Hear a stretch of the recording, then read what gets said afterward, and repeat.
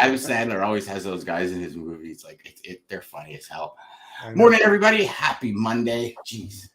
Can y'all believe it's like almost the end of the year? Like, forget Christmas, just the end of the year.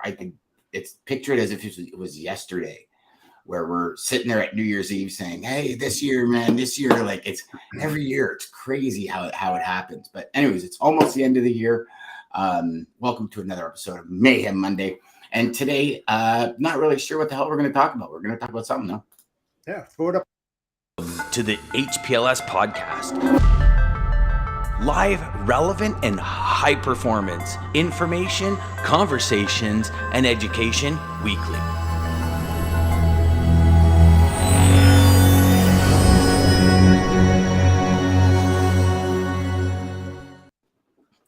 That's Monday morning for y'all. That's right. Oh, wow. Internet guy goes out. Hey, did you notice that Restreams put a new video clip in here? No. Yeah.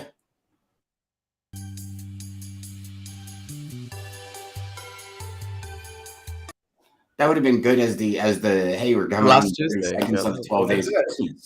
Come on, Restream. You got to step it up a little bit. Like we're. Yeah, exactly. I don't know if we're gonna wear. Give Jeff 2 minutes. He'll be back in his tracksuit. Give him 2 minutes.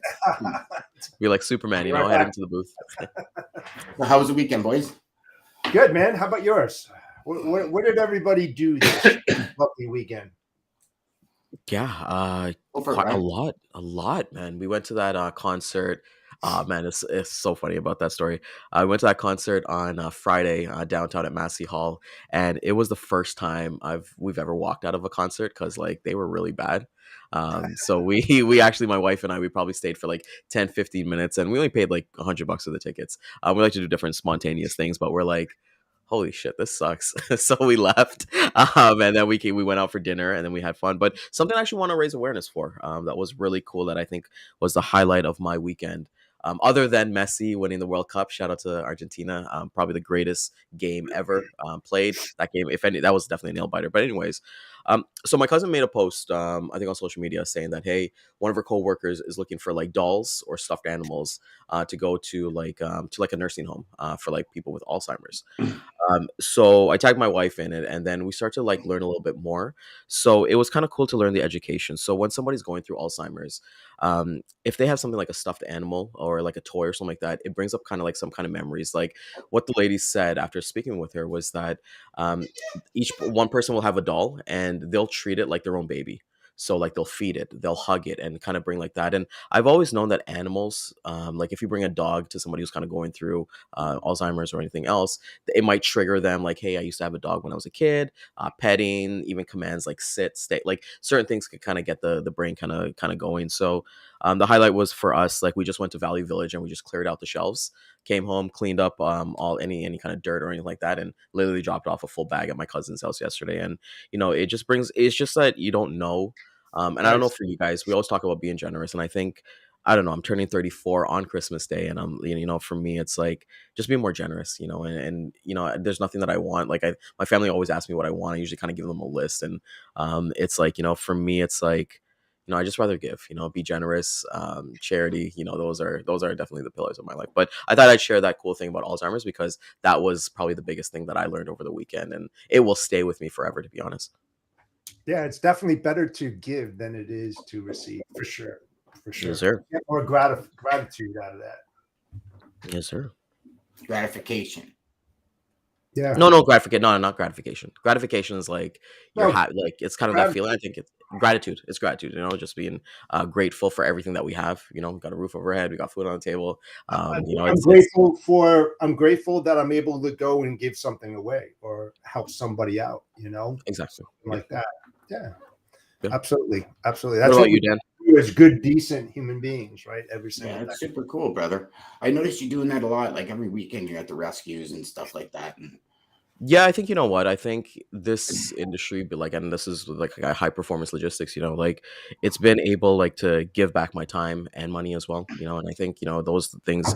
Like if I was working like a corporate job or something like that, I just wouldn't have the time. Like before, it was like you hustle from like Monday to Friday. You just want to relax on Saturday, Sunday, and things like that. But I think you just kind of find the things that kind of sets your soul on fire, and just do more of it every single time, right? And because, sir, are a good, decent human being. Thank you, as of all of you, man. But enough about me. Dan, what'd you get up to? It looks like you're going to go snowmobiling, even though there's like no snow out there right now. But there's no snow out there. I don't understand it. It's Yeah, killing you got the gear. it's I don't know. It's this weekend I didn't do very much actually this weekend. Worked on my snowmobile a bit yesterday. Because even though I got my new surgery tomorrow, I'm still very confident I'm gonna have a snowmobile season. So I'm making sure everything's ready for the time I gotta go. Realized I don't know, I've been inward a lot lately, and just realizing more and more about myself and what I need to work on and things I need to take care of. And for me, that was a huge gift because I never looked at myself ever until this happened, right? I was always about other people.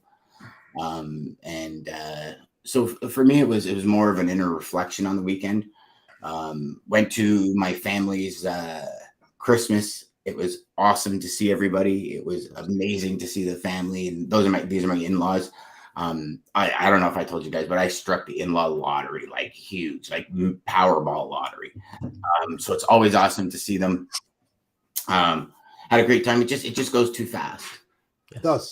Like for us, when we leave here, we drive an hour north, and then we stay for a couple hours, but then we got to get back for the dogs, right? And it's it's that. Well, Ryan, you got like 16 of them.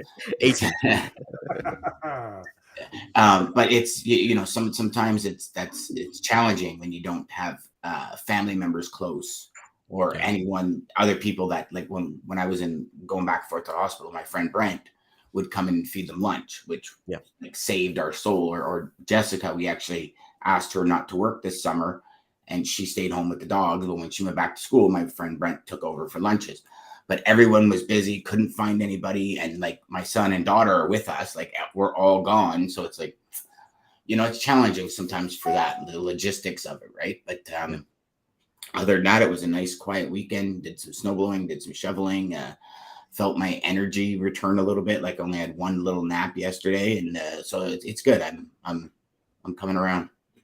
That's good. And just to kind of add to that, it's so close to like have your family. Like we purposely bought our house that's like 5 minutes away from my mom and my sister. And it's just like being able to like, it's so ironic because like anytime I go out with power, they don't have power because their house was built like 35 years ago. So like they're built good. So we can just go over there and hang out. And, especially with the dogs, I completely agree. So maybe check out Rover. Like we've used Rover so many times when my sister's not available to come over. And just literally put the key under the door and they come feed the dogs. Yeah, they don't come to our, it's like we don't have DoorDash, we don't have the other one, Uber Eats. Like, okay. We got nothing in this area. We don't even have taxis. And I looked at Rover. We've got one service up top of the street, Bold Canine, that does my customer walks and that kind of stuff. Yeah, they're super cool people.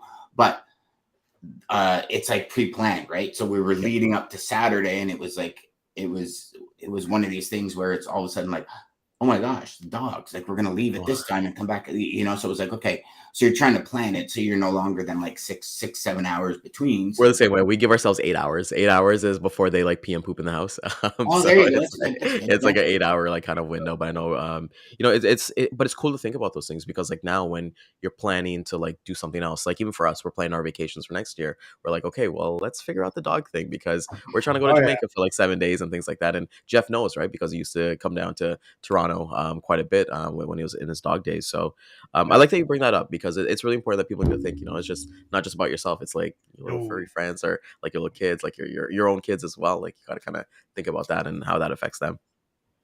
Oh yeah. And then you got to pack, right? You got to pack for the situation.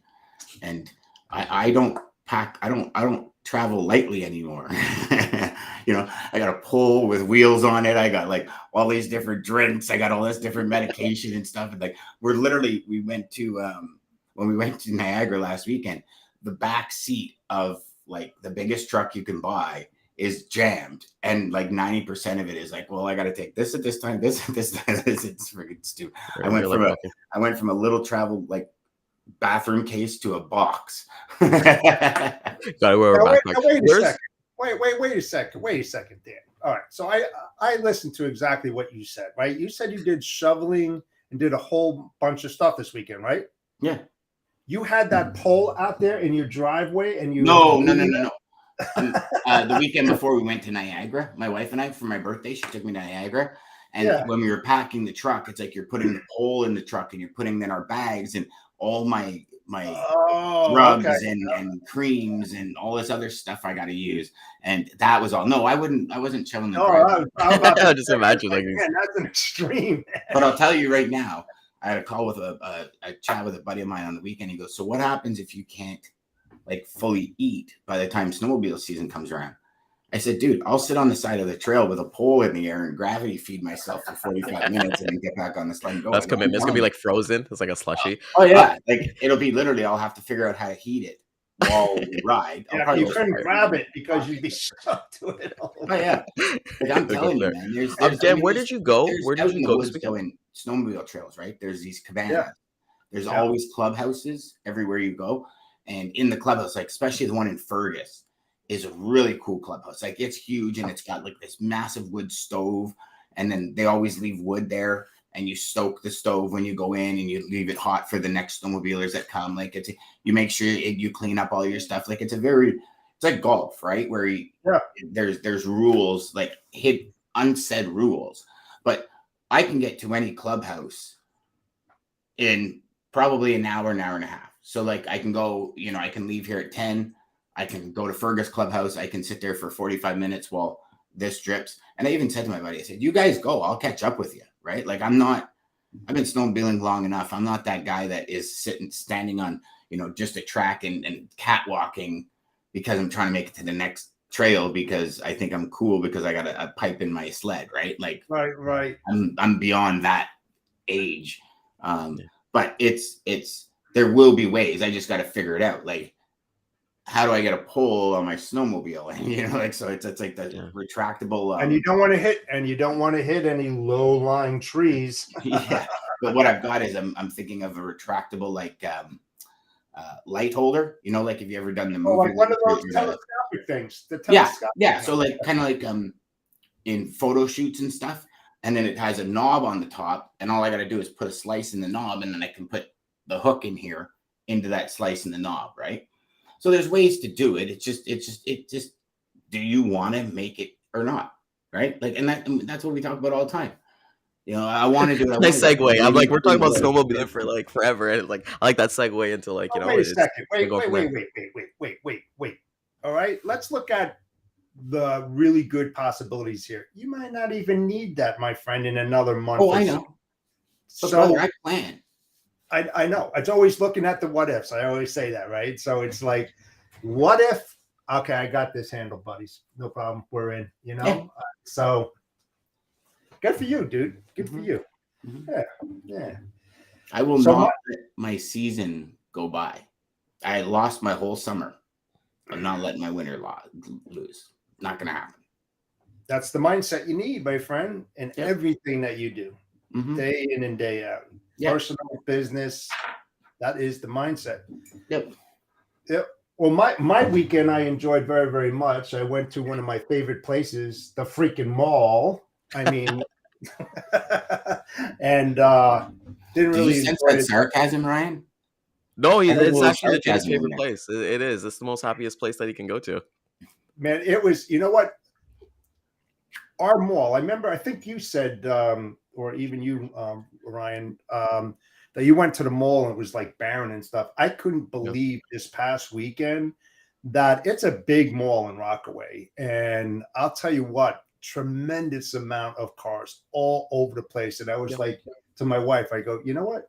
It kind of sucks to go in there and wait on these lines and everything. But as far as people buying things and stuff like that, I said, this is fantastic. I haven't seen it like this in freaking months. I mean, maybe even a year. I mean, it was always desolate, so I think the retailers had a very, very, very good weekend, and that means more shipping, guys. So, and then nothing much more than that, just football yesterday, watched a lot of games, and didn't really do that much over the weekend. Sometimes you need that. I like doing that every once in a while. Plus I didn't have my car because it's getting fixed, so I'm waiting to get that back. So yeah. So question for you boys. Yes, sir. Do you like crowds? Do you like, and I'm not talking like at a concert or something, because that, I think it's a different vibe, but like in a mall, do you like super crowded malls, or would you rather do online shopping? No. Can I be frank? Please. Okay. I don't mind it. It's the assholes that are there that I really, really hate. You ever see those like on Black Friday, where people are waiting outside of Walmart and they open up the door and these freaking people just rush and they're freaking throwing boxes up in the air. I mean, I just find around this time of year that there's so many unpleasant people out there with absolutely no patience whatsoever. Nobody wants to be last. Everybody wants to be first. And it's just complete mayhem, like Mayhem Monday, But serious, I mean, I don't mind the crowds as long as they were decent human beings that were in those crowds. Hey, Merry Christmas. Hey, Happy New Year. I mean, then you do mind things because it's not those types of people. You don't see a lot of them. I mean, there's a lot, but there's just these other people that are just, too far into their own selves. Let's put it that way. Got it. Good morning again, Nerf. Glad you showed up again. Christy, how are you? I feel like it's been forever since we've chatted. Hey, Christy. I haven't seen her in a while. I know. Ryan, big crowds, no crowds? Yeah, it doesn't matter to me. I honestly, I'm kind of, I don't know, when I kind of go shopping, especially for Christmas time, I know what I want to get. I'm in and out. So it doesn't matter to me if anyone's unpleasant or anything like that. I love crowds. I think it's awesome. It's nice to, I think more so since we're in logistics, to kind of see people with the buying patterns and seeing what they're buying and things. Like, I love going into a store and like seeing stuff that's like sold out because people are just actively buying. One thing I've noticed this year, and I don't know if it has to do with like inflation or like salaries and things like that, there's a lot less cashiers. So I feel like that's what's like, that's the reason why there's a lot of long lineups. Yesterday, even we went grocery shopping, it's like at least like 50 people in lineup and like 3 cashiers, right? And, they're doing their best. It doesn't really matter to them. But yeah, I like crowds. I don't mind it. Like, when it comes to like music concerts, caravana crowds, people in the mall, like, give me all the people, man. We've been locked in for like 2 years. Let me see everybody. It's pretty cool to see. Yeah, it's funny. Bath and Body Works. We went into that one place. Right, and the wife goes, I love it. So my wife goes, let's get a couple candles, some hand sanitizers, some hand wash. Go in there, right? Walk out with about 30 candles. I mean, it was just like it was like 100 pounds in each thing. And I was like, I thought we were only going to spend like maybe $30, $300 later. It's like, it always happens that way. I love that place. It's a lot of fun. Yeah, it is. The smells in there, just like, no matter what, it's like, you're like, oh my gosh, like, wow, that's really nice. Yeah. I used to not like crowds for the same reason that I just found there was more rude people than nice people.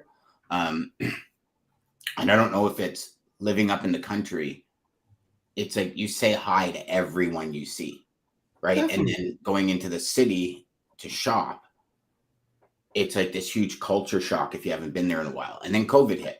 Mm-hmm. And then it was like, I'm like, I want to get in front of as many people as I can, like, just to feel the energy of people again. And and that's what we were doing.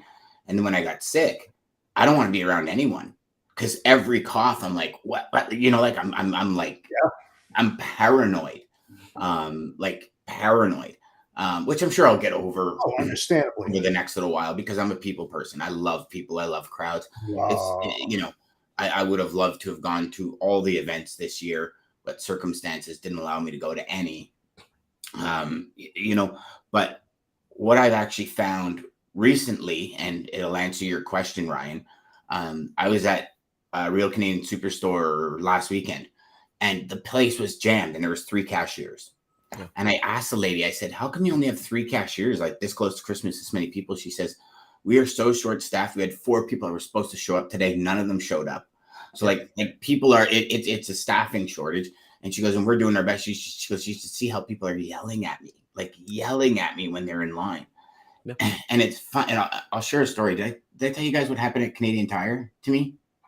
So this just shows you some people in life that just can't keep it together. So I go to Canadian Tire and I get a couple of things, and two of them include paper plates, like Christmas plates, and napkins. And I put everything down and I got a garland. And the lady scans the napkin and she's like, "Oh, it's not working."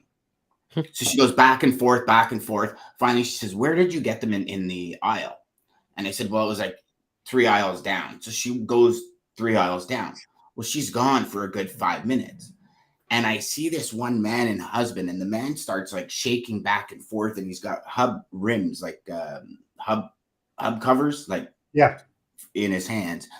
And he's just like, you can tell he's getting so anxious. And I'm sitting there, and there's this lovely man beside me, and we're having a conversation. And I'm like, "Sorry about this," like the guy walks by me and he goes, "Thanks, dude. You just totally ruined my fucking day." And I'm like, "Me? Like, what did I know?" And I'm like, "Oh, I'm sorry about that, my friend. I hope it gets better." And he walks out of the store. And I was like, wow, I guess that's what happens. But you know what? Bad day. Maybe he's, I keep chalking it up to that. Maybe he's heard something bad about a family member, or maybe there's something going on in his life. I don't know. But I mean, you could smile, you could say whatever you want, man. If they're in a bad mood, they're gonna let you have it no matter which way it is. And you just smile at them, just laugh at them. That's what I do. Yeah. I just It's laugh a shame. at them. Just like It's a shame. It really is. Yeah. Mr. Pearson, how are you this morning? True, buddy. What's happening? Ryan might say hi, but he's got a bunch of texts he's got to return and stuff. Yeah. It's my Monday Mayhem on the cell phone there, but Come on, man. From there. But I think when people are kind of going through that, it's just like we always kind of say, like, just kind of focus on yourself and kind of get out the door, because I've worked on the retail side. I remember like one of my first jobs, I worked at Sport Check, which is like a local like footwear store here in Canada. And I think everybody should work. I think there's two jobs that every person should work. I think it should be in fast food, and you should work in retail, at least when you're first starting, Really? because you really get to learn human nature, of people, and just like how people are, because like you always have like a mindset of like how people should act or how shouldn't act, but you really get to learn people, especially like when I worked at Carter's, that was a kid's store, and like people like going crazy that, oh my god, you don't have like the winter boot in stock, and you're trying to find options for them, and just see them go crazy over it, and it's like, okay, what's really going on in your life that you're spazzing out on like this winter boots, right? So I think those are two jobs that definitely people should do to understand human nature, at least, because you get different personalities every single day. It's crazy. That's actually a really good idea, Ryan. Yeah. Like a really good idea. I've worked retail, never worked fast food, but my wife has. And when we have stories, it's like you see what happens. Like we've all been in McDonald's or in Tim's or something, and the person in front of us is losing their mind over a coffee. Yeah. Yep. But for those of you that love coffee, that's like it's my morning. It's what starts my morning, right? Yeah, it's crazy because like my first job was Nurse says, we'll see. Like they modeled the hairstyle of the male Sport Check dolls in Canada, Ryan. I made a lot of money from that. See, there we go. See, that's why they had to sell over to Canadian Tire, right? They that's it. That's it. Group, and because Nerf was definitely taking all the money. But it's really important. Right, she says absolutely, Ryan. You have to go through it to understand. Maggie and DJ, they're my people, man. They understand. I love everything that they're all about. But I think when it comes back, like you said, like your wife worked in fast food, and you just get to understand people. I think even with fast food, I worked McDonald's. That was my first job at 15. And it was kind of cool because I got promoted in 6 months to manager. So I was like the youngest manager in the store. Like I wasn't allowed to open or close the store because I was too young. I was under 18. But it was like it was cool to kind of see the lessons. Like if anybody was to ask me what was my favorite job ever, I will always say there. Even sometimes I'm like, hey, do I want to like take like a part-time shift just to go have fun? But I don't want to be that 30. I don't want to be that old person like that. That wasn't the thing. But it's just really cool to be amongst team camaraderie, people working together for the same mission. And like you said, people going crazy for their coffee, but it's like a nice story to have at the end of the day with your people, and teamwork and things like that. So I love fast food. I have to ask this just because of generations, like you growing up, I'm in a different area than you, and Jeff's in a different area than me. When I was growing up, it was you work hard respect your elders, all this kind of stuff, all of these things, right, Jeff, that our parents told us. Mm-hmm. I don't, and maybe it's just perspective over anything, but I don't go through drive-through. I always go in because I like to watch people. And I don't see any of that camaraderie, get up and go, almost any fast food place I go. Like it's the looks that when somebody says something and turn around, the look and the pace that people are going. So if anyone is earlier in life and in fast food, is that still the mentality, or is it kind of just, this is a job? Because I know my son, when he worked at McDonald's, and he was like, Dad, he goes, the training's awesome. Yeah. He goes, but like the people just don't listen to, and my son's, he's training for firefighting. So there's there's a serious rank involved. So he understands that. And he's like, they don't respect the manager. He goes, like, they're giving them the finger behind their back. And I'm like, really? He goes, yeah. He goes, it's like, it's crazy. And I don't know if and again, that's just from my perspective, viewing people. Yep. Then when my buddy Eve, when we were younger, when he worked at McDonald's, it felt like a well-oiled machine. Like people were talking to each other, they were getting things going and everything was working so smoothly. Yeah, well, there's two aspects of it, right? Like if you look at it, if we're really going to deep dive into this, but there's two types of like a fast food place. Either they're corporate, so that means head office runs everything, or they're a franchise, meaning that somebody's bought a bunch of franchises and they kind of get to run it how they kind of run and want to run it, right? And even for me, when I worked there, it was, it was kind of funny because like you have the morning shift, which is like the older people, like the retirees and things like that. They were much, because everyone's in school, right? As a teenager. And then you got the evenings, which is myself and like other people. But, I think it's just like, I think it's just human nature too, right? Because like I haven't seen it, like it's very rare for me to find like a very bad customer service experience, because I've kind of been in their shoes. Even if food is late or if food is a little bit cold, it's like, okay, well, hey, can you fix this, resolve this for me, and kind of go from there, right? But even with like food service workers, I know you said that you don't see the camaraderie. From what I remember, I don't know how it is now because I always do the drive-through, brother. But you don't get to see the back of like the actual workers working together unless it's like, remember Licks? Do you remember Licks, Dan? Licks Burgers? No.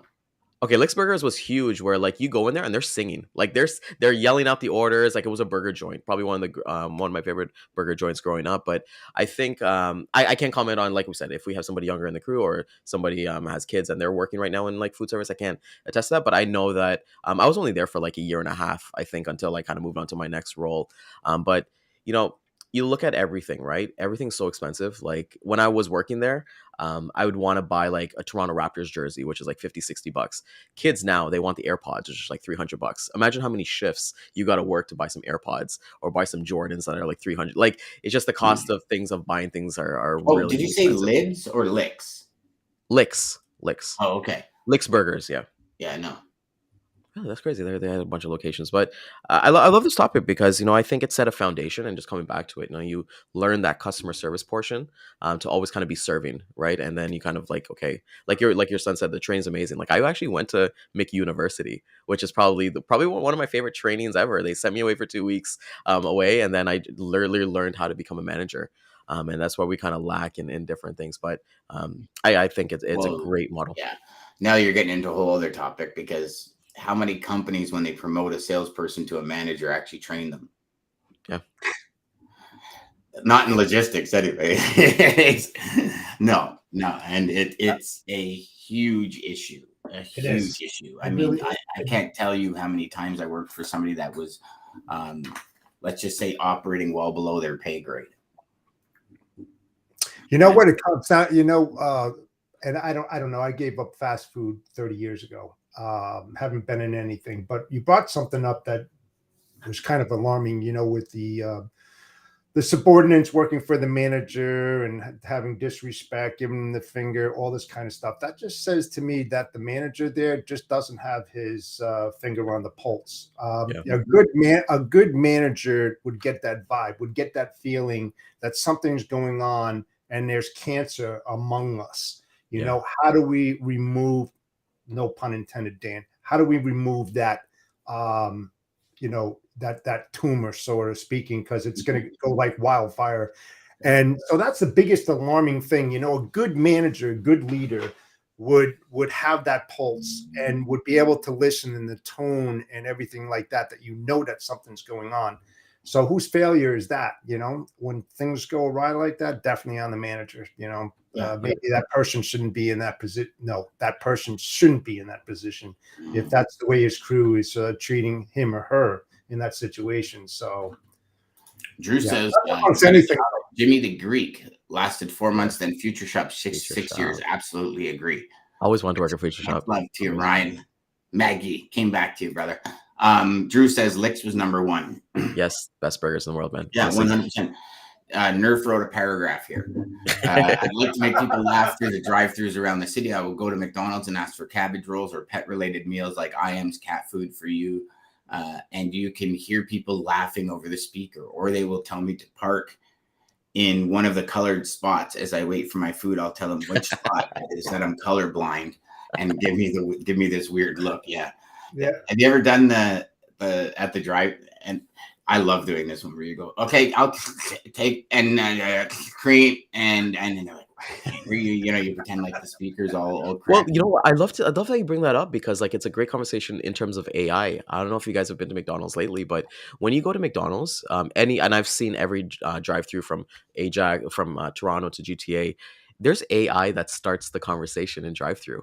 Like there's an automatic voice that comes on and says, "Hey, are you going to be collecting rewards today?" Yes. And you either say yes or no. And that's that's not the person in the store saying that. That's a pre-recording that they have there. So it's like, you think about that. And Jeff brings up a great point when he was talking about it's the manager. And you kind of see that. I remember this in retail. All my managers, like, I hate to say this, but they didn't accomplish much, like they went to high school, they went to college, they didn't pursue their dreams or anything like that. So they did like the backup plan, and they've got that like power that they feel that like I've had so many like managers, like I've called in sick and legitimately be sick because I like to work and be like, no, you have to get here right now, or it's going to be really bad. We're going to write you up. I'm like, go ahead. I don't care. I'm a 16-year-old kid. What do I care? And it's just that power that retail and fast food has. But I know we're diverting, but I love that Jeff bring, because I just triggered some memories from my youthful days.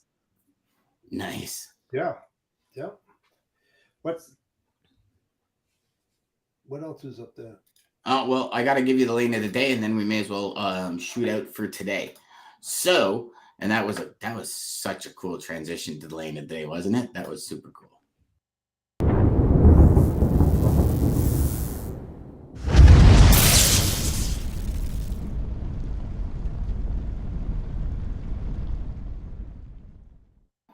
We finally got a trans-border lane of the day, Ryan. We've got Bloomington, Illinois to Toronto. The line haul rate per mile is $2.07.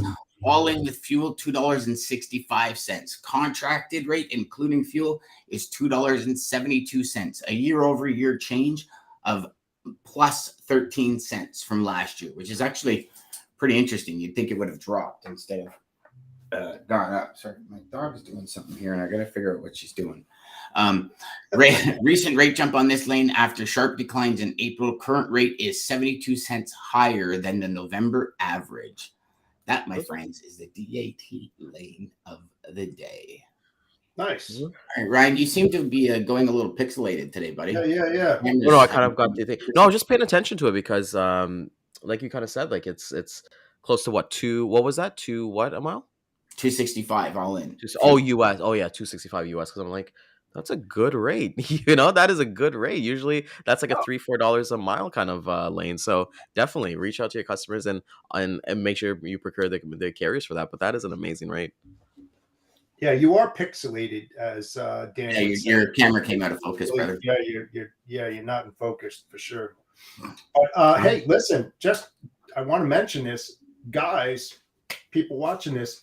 What a show we have in store for you this Thursday. You do not want to miss this. We have the great Jeb Blunt that we did a pre-recording with this past week. That is beyond gold nuggets. It's platinum. You definitely want to check that out, right, guys? I mean, come on. It was definitely. He wrote Inked. He wrote Fanatical Prospecting, and it's from his new book, Selling in a Crisis. He's what started as a half hour where we got a strict time limit turned into an hour. Oh, yeah. It's a great flat. conversation, y'all. Oh, unbelievable. Yep. Something you don't want to miss. I'm telling you. Ryan, take us out, brother. There we go. So I want to thank everybody for coming out this morning. We will be hitting the replay again at 12 and 3 p.m. Eastern Time on Twitter, Facebook, LinkedIn, and YouTube. Like we said, we've got some amazing guests. We're going to be hitting that replay with Jeb, again, that all out for you, and tons of nuggets on that one. So we want to see you guys tomorrow. We've got an amazing topic, and you just never know what will happen tomorrow as we're kind of getting closer down to Christmas. Take care, everybody. Have a wonderful day. Have a great day, guys. Do we have the video?